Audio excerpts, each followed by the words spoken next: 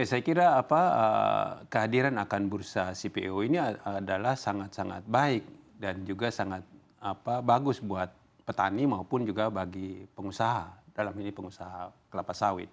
Nah, memang saat ini kan kita tahu bahwa kita adalah produsen nomor 1 terbesar. Lebih dari 60% produksi CPO dari Indonesia. Sementara orang lain yang menentukan harganya. Ini kan suatu yang aneh.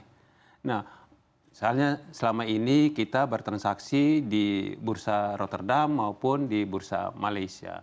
Nah, sehingga acuan harganya pun merekalah yang tentukan.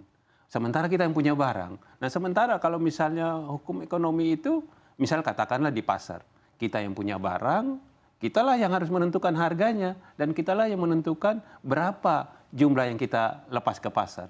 Ini ditentukan oleh orang lain. Ini yang harus kita tarik perlahan-lahan agar kita melakukan transaksinya di dalam negeri. Nah, tentu apa yang dilakukan dalam hal ini beberapa minggu yang lalu di-announce oleh Kementerian Perdagangan untuk merilis kembali bursa CPO ini, saya kira ini sangat bagus.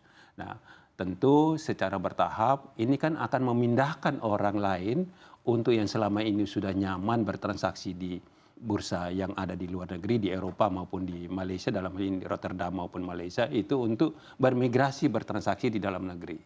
Nah, tentu untuk memindahkan itu tidak mudah. Harus ada seperti juga kita di dalam dunia kerja. Kita kan mau minta orang untuk pindah kerja, pasti orang akan nanya, saya pindah ke sana dapat apa? Terus satu itu, kedua, terus fasilitasnya apa? Kan orang akan tanya gitu. Nah, begitupun juga di bursa ini. Kira-kira kalau saya mau pindah transaksi di dalam negeri, bursa di dalam negeri, kira-kira fasilitas apa yang diberikan? Nah, salah satu adalah dalam hal ini baik pihak bursa maupun harus berkoordinasi dengan regulator, dalam hal ini pemerintah, untuk bagaimana memberikan insentif. Nah, insentif itu bisa berupa misalnya pembebasan biaya ekspor atau biaya keluar segala macam. Di samping itu juga ya kemudahan-kemudahan di dalam bertransaksi dan kenyamanan di dalam bertransaksi. Sehingga orang akan mau untuk memindahkan transaksinya ke dalam negeri.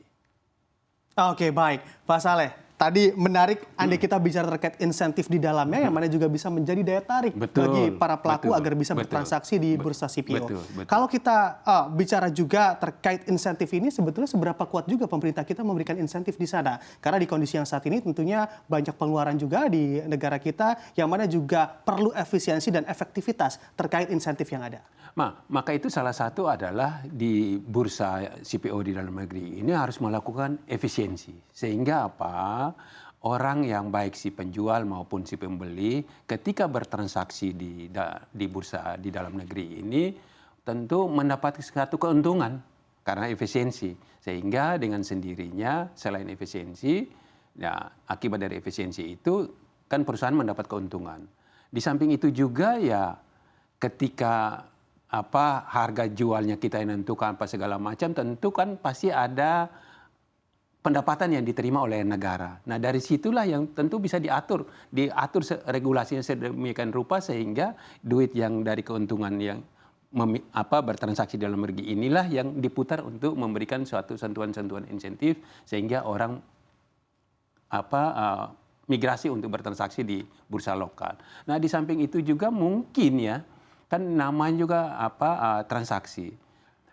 Penjual pasti ingin untuk harganya setinggi mungkin. Betul.